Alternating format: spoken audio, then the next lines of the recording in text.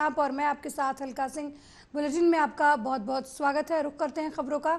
मऊ की घोषणी विधानसभा क्षेत्र में जनसभा को संबोधित करते हुए उत्तर प्रदेश के मुख्यमंत्री योगी आदित्यनाथ ने सपा पर जमकर हमला किया। उन्होंने सपा पर हमला बोलते हुए कहा कि समाजवादी पार्टी ने जन्माष्टमी के अवसर पर हर थाने और जेल में होने वाले आयोजन को बंद करवा दिया था। हमारी सरकार ने कहा कि हर थाने और जेल में भगवान कृष्ण के जन्म का उत्सव भव्यता के साथ मनाया जाएगा। ये राम भक्तों पर गोली चलाने वाले लोग हैं। समाजवादी पार्टी से पूछिए, आखिर उन्होंने जो लोग जाति की बात कर रहे हैं इनसे पूछिए। जन्माष्टमी आने वाला है 7 तारीख को। जन्माष्टमी है 7 तारीख को, है ना। जन्माष्टमी के अवसर पर पहले हर थाने में और हर जेल में आयोजन होते थे। समाजवादी पार्टी ने थानों में जन्माष्टमी के आयोजन को रोक लगा दी। हमारी सरकार आई, हमने कहा हर थाने में हर जेल में भगवान कृष्ण के जन्मोत्सव के कार्यक्रम पूरी भव्यता के साथ मनाए जाने चाहिए। हमने फिर से उनको अनुमति दी और पूरी भव्यता के साथ आयोजित होते हैं। पूरी भव्यता के साथ आयोजित होते हैं। भाइयों बहनों, ये राम भक्तों पर गोली चलाने वाले लोग हैं। लेकिन जब डेवलपमेंट की सरकार आई, अयोध्या में भगवान राम के भव्य मंदिर के निर्माण का मार्ग खोल दिया गया। समाजवादी पार्टी से पूछे।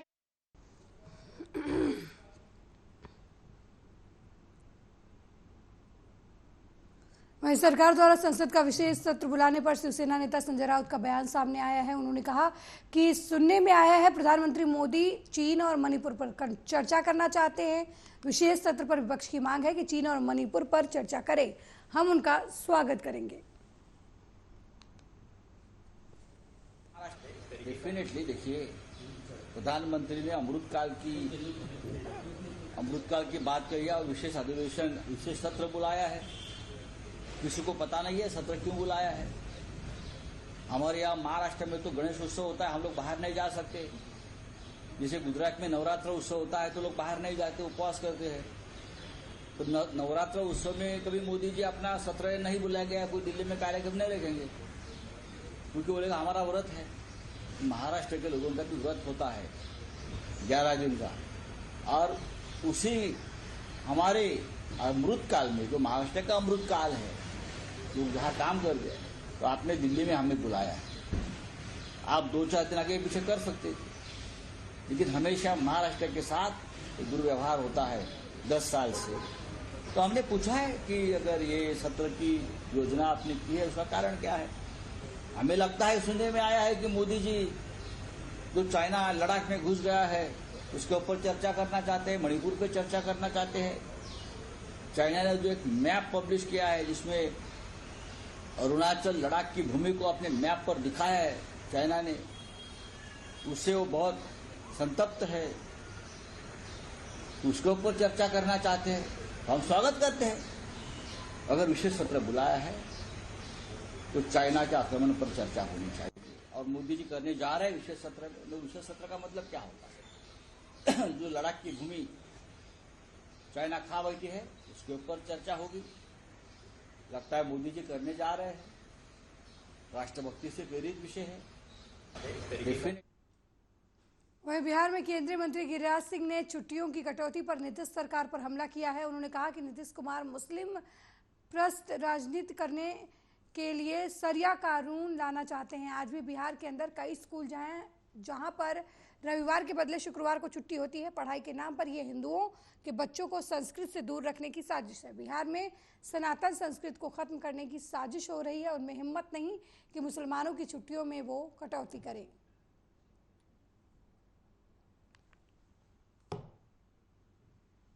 के अंदर भारतीय जनता पार्टी बिहार प्रदेश पूरे राज्य में हिंदुओं के छुट्टियों की कटौती को लेकर के हम आज विरोध दर्ज कर रहे हैं और नीतीश कुमार मुस्लिम प्रस्त राजनीति करके बिहार में सरिया कानून लाना चाहते हैं। आज भी बिहार के अंदर कई स्कूल हैं जिले में जहां रविवार के बदले शुक्रवार को छुट्टी होती है। ये शिक्षकों की पढ़ाई के नाम पर ये हिंदुओं के बच्चों को संस्कृति से दूर रखने का एक षड्यंत्र है, क्योंकि शिक्षकों को आप जनगणना में जोड़ते हो, बीएलए में जोड़ते हो, अन्य काम में जोड़ते हो, उस समय पढ़ाई बाधित नहीं होता है। लेकिन भारत में, बिहार में सनातन संस्कृति को खत्म करने की साजिश, क्योंकि हमारे बच्चे जाने नहीं कि तिजिया किसको कहते, जीत किसको कहते, जन्माष्टमी किसको कहते, नवमी नवरात्र में क्या होता, सप्तमी क्या होता, दीपावली क्या होता, धनतेरस क्या होता। हमारे बच्चों को संस्कृति से अलग रखने का एक षड्यंत्र है, लेकिन उनमें हिम्मत नहीं है कि मुसलमानों के बड़े छुट्टियां जो उन्होंने दी है उसकी कटौती कर सके, क्योंकि हिंदू जातियों में विभक्त है, वोट बैंक नहीं है।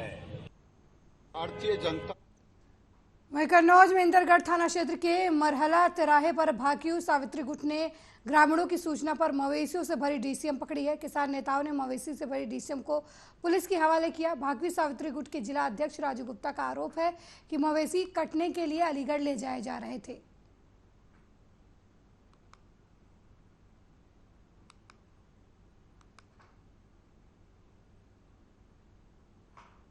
किसानों ने, मैं सावित्री के जिला अध्यक्ष हूँ। मुझे कई दिन से ग्रामीण लोग मुझे फोन कर रहे हैं, अध्यक्ष जी एक डीसीएम में 30 जानवर जा रहे हैं। जानवर की सरकार की तरफ से आर्डर है, आदेश है, 6 जानवर से ज्यादा नहीं जाना। वो किसान जाएगा, उसके मानना है किसान के लिए। ये व्यापारी लोग ले जा रहे हैं, इनको फांसी लगा के अलीगढ़ ले जाते हैं, कट्टों में देते जाके कटने के लिए जा रहे हैं। इसी तरीके से अगर यही बर्ताव हो रहा सर हमारे आपके बीच में, और ये मवेशी खत्म हो जाएगी, ये मवेशी खत्म हो जाएगी। अगर तो ये धीरे धीरे जैसे अपने यहाँ से देश से गिद्ध खत्म हो गया, इसी तरीके की भैंस खत्म हो जाएगी। ये घटना कहाँ की है? ये इंदरगढ़ तिराहा पे था। वहीं राजीव युवा मिलन सम्मेलन पर छत्तीसगढ़ के मुख्यमंत्री भूपेश बघेल का बयान सामने आया है। उन्होंने इस मौके पर कहा कि राहुल ने जो बातें कही हैं वो देश युवाओं का देश है और युवाओं को राजनीति में आना चाहिए, देश युवाओं को चलाना चाहिए। बीजेपी द्वारा जारी 104 पन्नों के आरोप पत्र पर उन्होंने कहा कि मुझे पता चला कि 104 पन्नों का आरोप पत्र है जिसमें कार्टून ज़्यादा है। विधानसभा या बाहर जो लगाया गया है उसके अलावा कुछ नहीं है। हमने 12 से 15 लाख लोगों को रोजगार की व्यवस्था की है।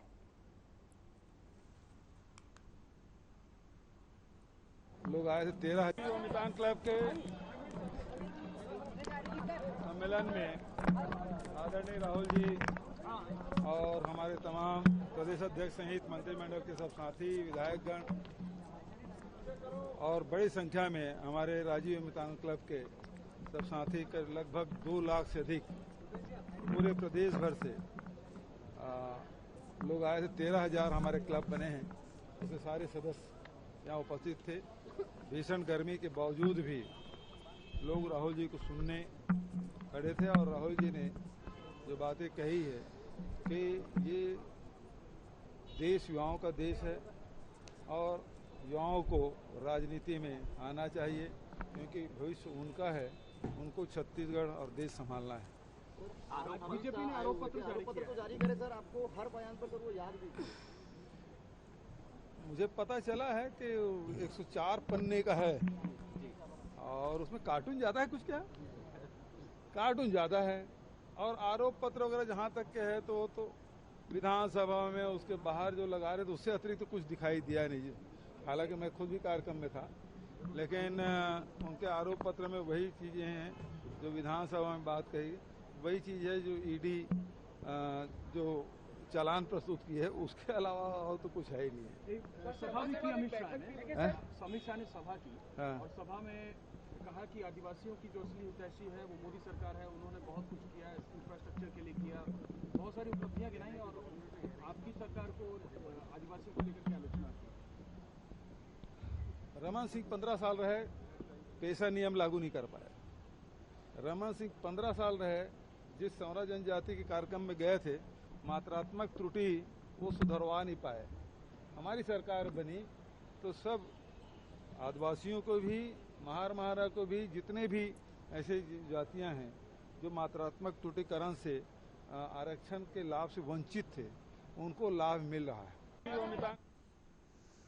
अगली खबर प्रतापगढ़ से है, जहां लालगंज कोतवाली क्षेत्र के रहने वाले संगीता देवी का आरोप है कि अक्षत नर्सिंग होम के डॉक्टर द्वारा पीड़ित के बीमार बेटे की किडनी निकाल ली गई है। पीड़ित ने पुलिस अधीक्षक प्रतापगढ़ को शिकायती पत्र देकर न्याय की गुहार लगाई है। पीड़िता ने बताया कि उसके बेटे को पेट में दर्द की समस्या बनी थी। गांव के ही आशा के कहने पर चौखट देवापुर में अक्षत नर्सिंग होम में इलाज के लिए ले जाया गया था, जहां डॉक्टर ने बताया कि उसके बेटे को पथरी है, जिसका ऑपरेशन करना होगा, और ऑपरेशन करने के बहाने उसने बेटे की किडनी निकाल ली।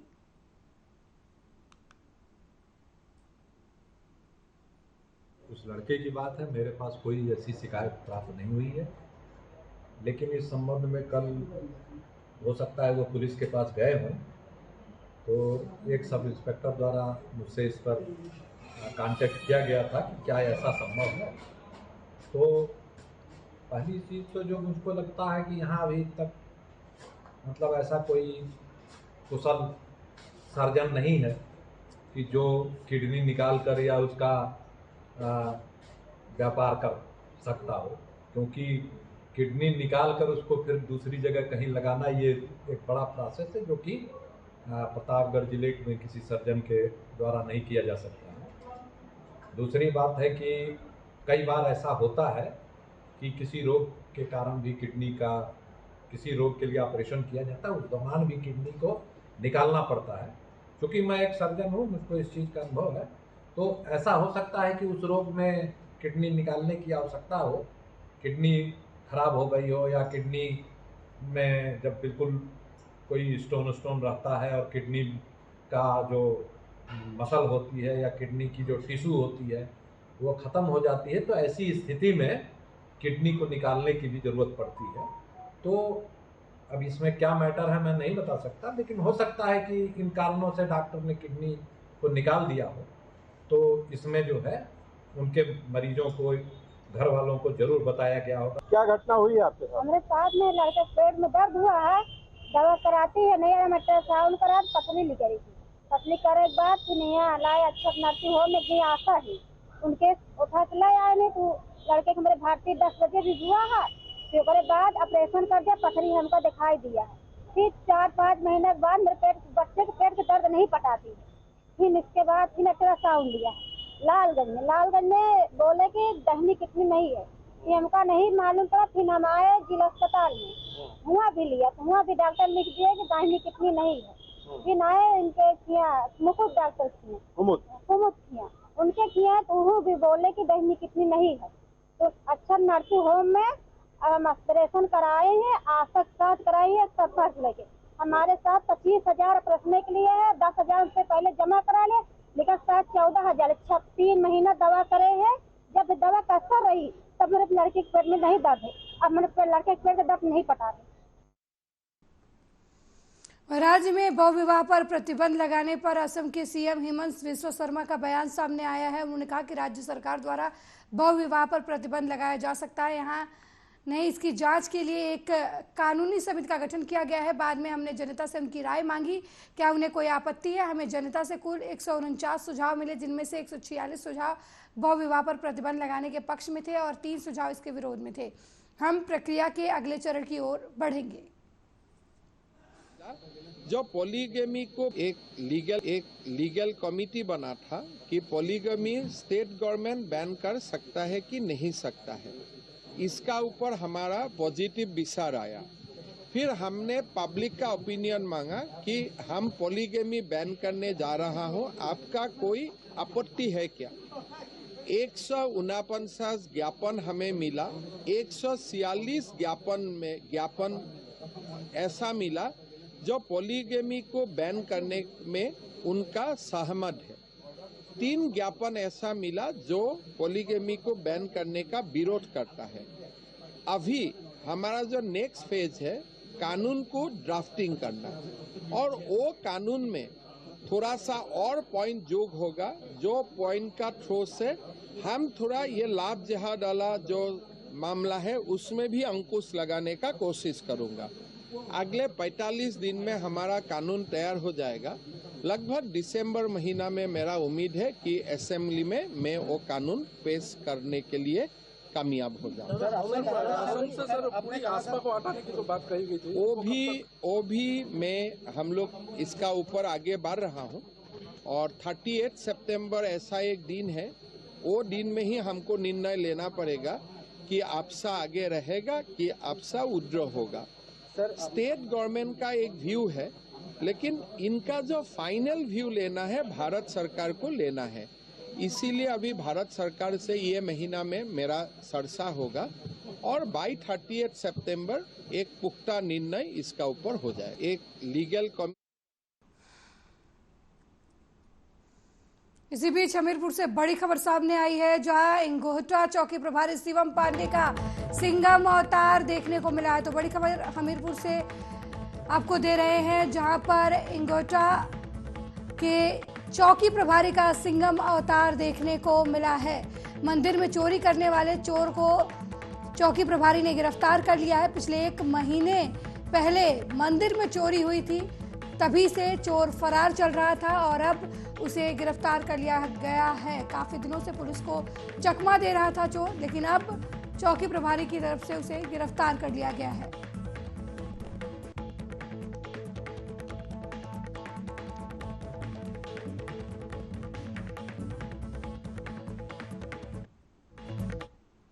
वहीं हापुड़ के बाबूगढ़ थाना क्षेत्र के गांव शेखपुर गौशाला से जुड़ा मामला सामने आया है, जहां पर गायों का गोबर उठाने वाले ठेला गांव का ही एक व्यक्ति सोनू गौशाला से मांग कर लेकर गया, लेकिन वापस मांगने पर मारपीट की धमकी दे रहा है। मिली जानकारी के अनुसार गौशाला संचालक ने शनिवार को बताया कि एक व्यक्ति सोनू ग्राम प्रधान के भाई दिनेश शर्मा है, जो गौशाला का ठेला मांग कर ले गया था, जिसको काफी लंबे समय तक वापस नहीं किया। जब मांगने गए तो उनके साथ मारपीट की धमकी दी।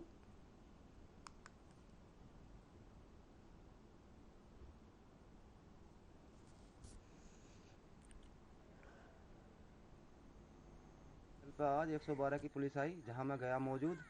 वहां मोनू और सोनू शर्मा दोनों ने पुलिस के सामने मुझे पीटने और मारने की धमकी दी।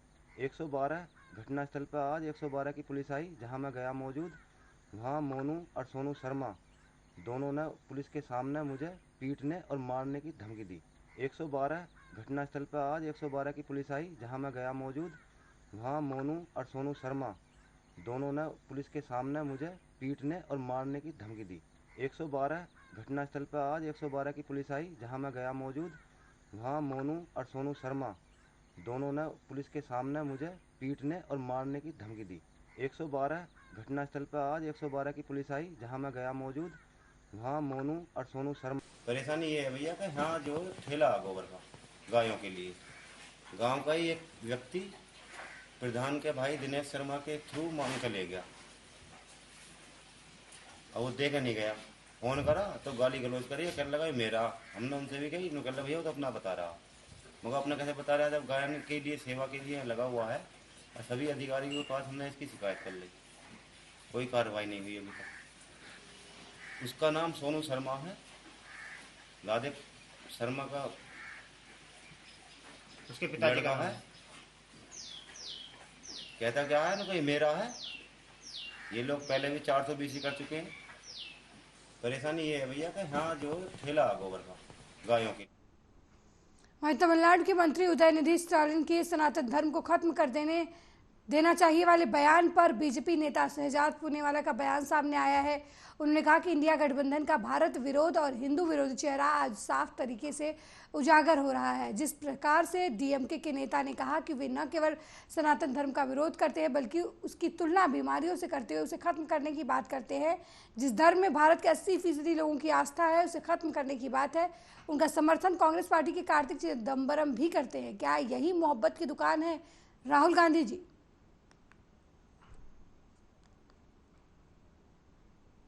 ये बात जब इंडी अलायंस का भारत विरोधी और हिंदू विरोधी चेहरा आज साफ तरीके से उजागर हो चुका है।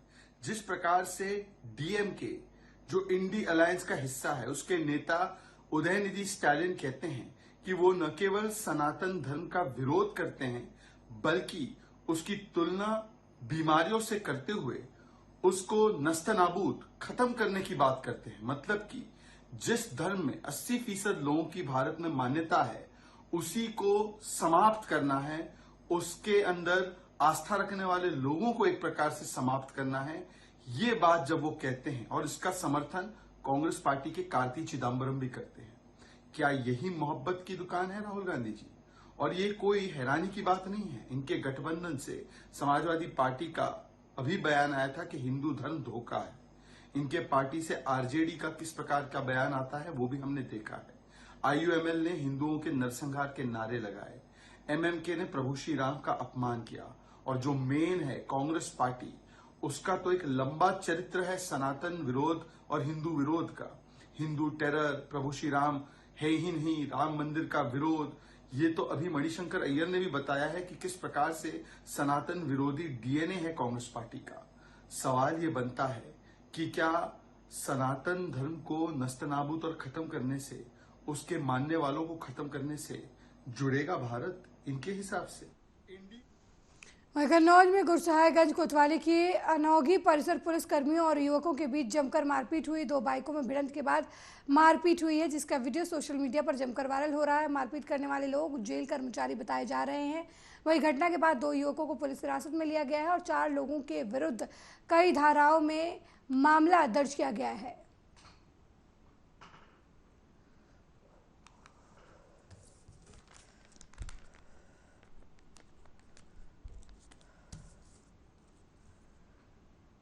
वहीं रायबरेली की नसीराबाद थाने में तैनात वरिष्ठ उप निरीक्षक की कार अनियंत्रित होकर सड़क किनारे गड्ढे में जा गिरी, जिससे वो गंभीर रूप से घायल हो गए। मामला नसीराबाद थाना क्षेत्र के सलोन जायस मार्ग का है, जहां पर नसीराबाद थाने में वरिष्ठ उप निरीक्षक के पद पर तैनात विवेक तिवारी अपनी निजी कार से परसदेपुर जा रहे थे। तभी सड़क किनारे खड़ी एक गाड़ी को बचाने के चक्कर में उनकी कार अनियंत्रित होकर सड़क के किनारे चली गई और गड्ढे में जा गिरी। स्थानीय लोगों की मदद से कार में फंसे दरोगा को निकालकर अस्पताल में भर्ती कराया गया, जहां उनकी हालत स्थिर बताई जा रही है।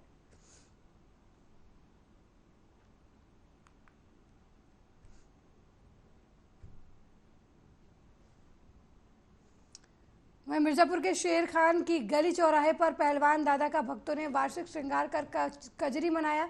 कजरी के दिन पहलवान दादा का प्रत्येक वर्ष श्रृंगार किया जाता है। पूरी रात जागरण के लिए सोहर, कजरी और बिरहा गायक कलाकारों द्वारा कजरी सोहर की प्रस्तुति दी जाती है। पहलवान दादा का वार्षिक श्रृंगार हर साल कजरी के त्योहार पर ही आयोजित किया जाता है।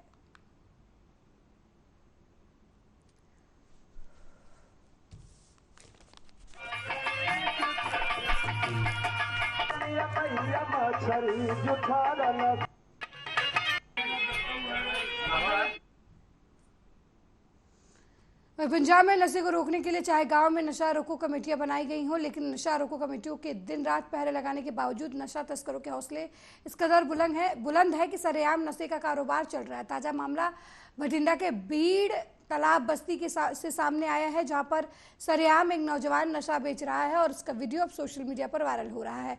वही वीडियो वायरल होने के बाद पुलिस ने युवक को गिरफ्तार कर लिया और उसके पास से 2 ग्राम चिट्टा भी बरामद किया है।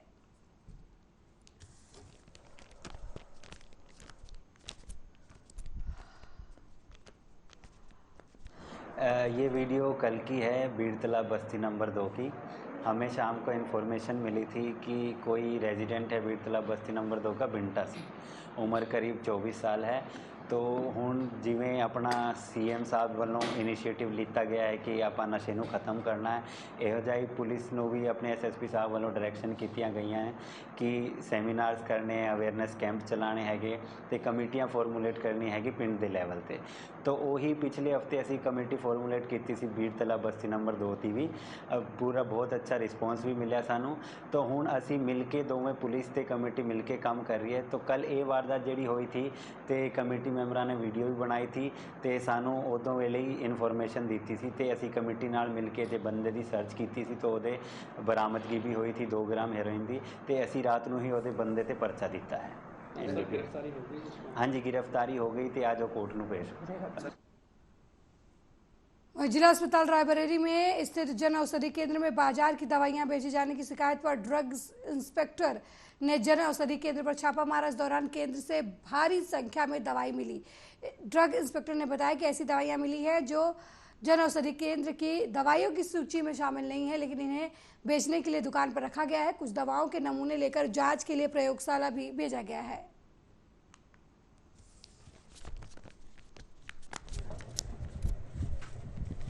देखिए, प्रधानमंत्री जन औषधि केंद्र ये गवर्नमेंट का वो है, शासन की मंशा है कि चिकित्सालय में आए हुए मरीजों को सस्ती दवाएं उपलब्ध हों। और शिकायतें मिली थी कि ये प्रधानमंत्री जन औषधि की दवाओं के अलावा भी दवाएं बेच रहा है।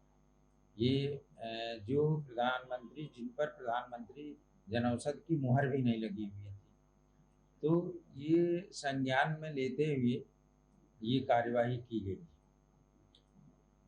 क्योंकि मंशा शासन की यही है कि सस्ती दवाएं उपलब्ध हों, लेकिन ये लोग मेडिकल हॉल। जी, आपको बताना चाहेंगे CMS सर से हमें शिकायत मिली थी।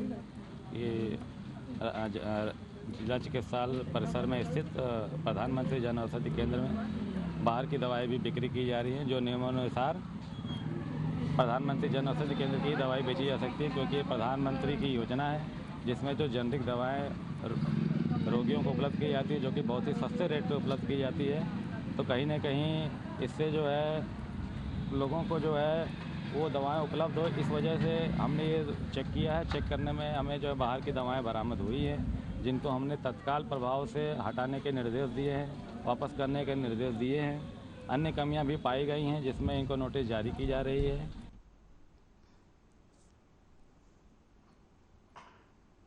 मेरे साथ इस बुलेटिन में फिलहाल इतना ही। देश दुनिया की तमाम खबरों को देखने के लिए देखते रहिए आर्या न्यूज़। नमस्कार।